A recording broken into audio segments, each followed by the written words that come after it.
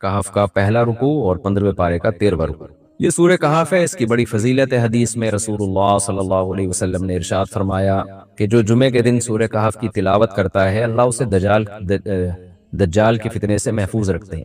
اس کی وجہ کیا ہے کہ دجال کے فتنے میں اور اس میں کیا مناسبت ہے، اس پہ علماء نے بہت کچھ کہا ہے، تو یقینی طور پر اس حکمت کو بیان نہیں کیا جا سکتا، لیکن بہرحال اس کے مضامین ایسے ہیں کہ انسان کو اس سے ایمان میں تقویت ملتی ہے۔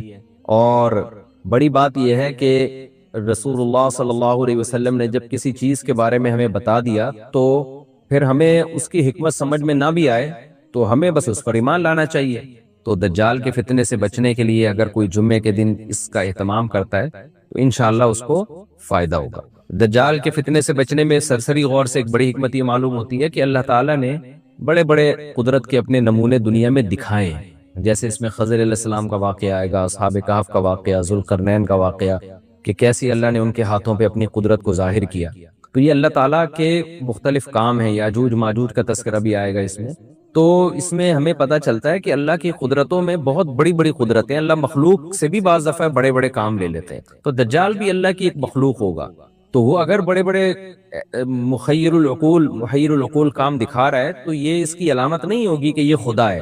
جیسے ذوالقرنین سے اللہ نے بڑا کام لیا تو وہ خدا تھوڑی بن گئے، اور خضر علیہ السلام کے ذریعے اللہ نے مردے کو زندہ ایک جو ہے نا وہ دیوار کو سیدھا کروا دیا اور تختہ جڑوا دیا، اور کچھ انہوں نے اللہ کے بتانے سے غیب کی خبریں بتا دی، تو اس سے وہ خدا تو نہیں بن گئے۔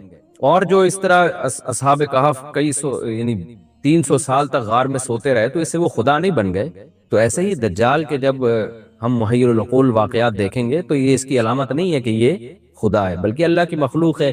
تو اللہ تعالیٰ نے جیسے پچھلے پیغمبروں میں ایسے واقعات رونما ہوئے اور مقصد لوگوں کی آزمائش تھا، تو دجال بھی لوگوں کی آزمائش ہی کے لیے آئے گا۔ اور بہت ساری حکمتیں جو علماء نے بیان کی ہیں۔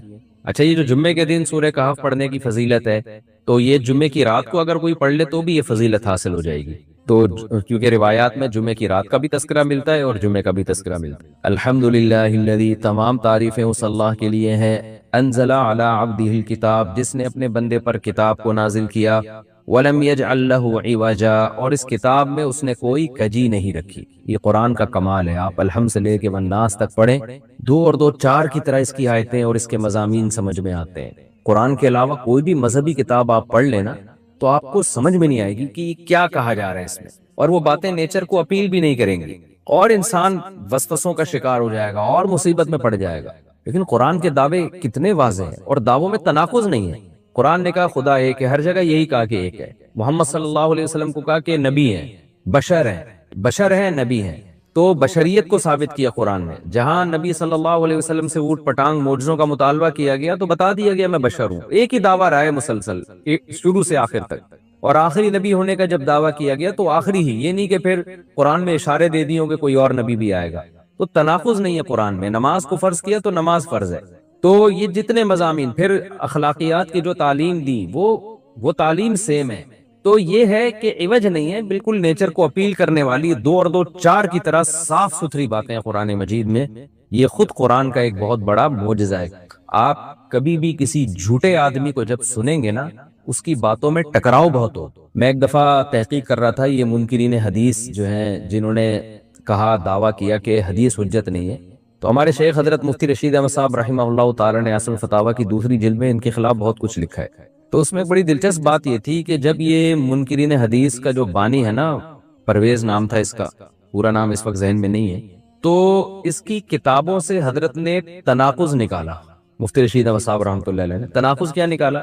ایک جگہ لکھ رہا ہے کہ حدیث حجت نہیں ہے، دوسری جگہ لکھ رہا ہے کہ حدیث حجت تو ہے لیکن جن ذرائع سے ہم تک پہنچی وہ ذرائع حجت نہیں ہے، اور ایک جگہ لکھ رہا ہے کہ حدیث حجت بھی ہے لیکن صرف نبی صلی اللہ علیہ وسلم کے دور تک کے لیے حجت ہے، ہمیشہ کے لیے حجت نہیں۔ تو ایسے کئی تناقض، تو اس میں حضرت نے لکھا کہ اس سے پتہ چلتا ہے کہ یہ بیچارہ خود اس کو پتہ نہیں ہے کہ یہ اس کا دعویٰ کیا ہے، یعنی اس سے صاف واضح ہوتا ہے کہ ان کا مقصد صرف اور صرف ہمیں اسلام سے ہٹانا ہے، اور حدیث کو مشکوک قرار دے کر، کیونکہ زیادہ تر جو قوانین ہمیں اسلام کے ملتے ہیں وہ تو قرآن میں بہت کم ملتے ہیں، وہ تو احادیث میں ملتے ہیں۔ قرآن تو زیادہ تر عقیدے کی بات کرتا ہے، آخرت کے تصور کو ہماری نظروں میں اجاگر کرتا ہے، اخلاقیات سکھاتا ہے، مسائل فقہی مسائل وہ تو زیادہ تر احادیث میں ہے۔ اسلامی قانون جسے ہم کہتے ہیں، تو مقصد اس کا یہ ہے کہ اسلامی قانون سے کسی طرح لوگوں کو ہٹایا جائے۔ تو جیسے جس وقت بن پڑی وہ دعویٰ اس نے کر دیا۔ کبھی مجلس دیکھی کہ یار اس وقت یہ دعویٰ کر رہے ہیں زیادہ مناسب ہے کہ حدیث حجت تو ہے، لیکن جن ذرائع سے پہنچی وہ ذرائع قابل اعتماد نہیں ہے، تو وہاں اس نے یہ دعویٰ کر دیا۔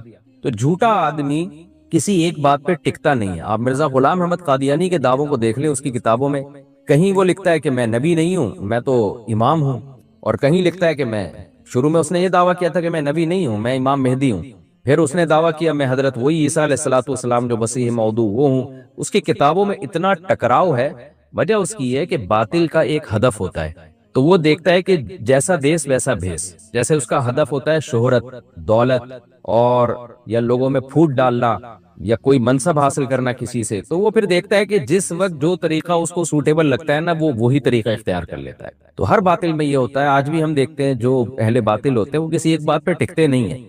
ایک تو ہوتا ہے نا انسان سے غلطی سے ایک دعویٰ ہو گیا اس سے رجوع کر لے، وہ ایک الگ چیز ہے، وہ تو ہر انسان سے خطا ہو سکتی ہے، لیکن اہل باطل کے دعووں میں بہت ٹکراؤ ہوتا ہے، وہ کسی ایک بات پہ ٹکتے نہیں ہیں۔ آج بہت سارے اسکالرز ایسے ہیں کہ آپ جب ان کی تقریریں سنیں گے یا ان کی کتابیں پڑھیں گے تو انہیں بہت ٹکراؤ نظر آئے گا۔ اسی سے صاف پتہ چل جاتا ہے کہ یہ لوگ اپنے دعوے میں مخلص نہیں ہیں، ان کا مقصد پھوٹ ڈالنا ہے۔ تو جتنی جو تحریف شدہ آسمانی کتابیں، جتنے باطل مذاہب ہیں، ان میں بھی آپ کو یہ ٹکراؤ نظر آئے گا۔ تو قرآن یہ دعویٰ بار بار کرتا ہے کہ اللہ تعالیٰ نے جو کلام اپنے حبیب صلی اللہ علیہ وسلم پہ نازل کیا اس میں آپ کو عوج نظر نہیں آئے گا، کوئی کجی نظر نہیں آئے گی، بہت واضح 2 اور 2 4 کی طرح وہ اپنے دعووں کو دعوے کرتا ہے قرآن مجید، اور اس پر دلائل قائم کرتا ہے۔ قیماً، اللہ فرماتے ہیں سیدھا سیدھا کلام ہے، لِيُنذِرَ بَأْسًا، تاکہ یہ ڈرا دے۔ کہ اللہ تو نے اتنا صاف ستھرا کلام نازل کیوں کیا؟ اللہ کہتے ہیں 2 وجہ سے، برے لوگوں کو ڈرانے کے لیے، اچھے لوگوں کو امیدیں دلانے کے لیے، تاکہ برے لوگ برائی سے بچیں اور اچھے لوگوں کو موٹیویشن ملے۔ یہ دعویٰ بھی قرآن کا کتنا پیارا اور کتنا صاف ستھرا ہے۔ برائی کو ختم کرنا چاہتا ہے قرآن، اچھائی کو پروموٹ کرنا چاہتا ہے۔ لِيُنذِرَ بَأْسًا شَدِيدًا، ہم نے کیوں نازل کیا؟ تاکہ یہ ڈرا دے شدید عذاب سے، من لدنہ، اللہ کی طرف سے، یعنی اللہ کی طرف سے ڈرا دے۔ وَيُبَشِّرَ الْمُؤْمِنِينَ، اور ایمان والوں کو خوشخبریاں سنا دے۔ کون سے ایمان والے؟ الَّذِينَ يَعْمَلُونَ الصَّالِحَاتِ، جو اچھے اعمال کرتے ہیں۔ کیا خوشخبری سنا دے؟ ان لہم اجرا حسنا، کہ ان کو اجر ملے گا بہت اچھا، اور ایسا اجر ملے گا ماکثین فیہ ابدا، رہیں گے اس اجر میں وہ ہمیشہ ہمیشہ۔ وینذر الذین قالوا، اور تاکہ یہ کلام ڈرا دے ان لوگوں کو، الذین قالوا، جو کہتے ہیں اتخذ اللہ ولدا۔ اللہ نے ڈرانے کا ذکر 2 دفعہ کیا، اس لیے کہ ایک تو عام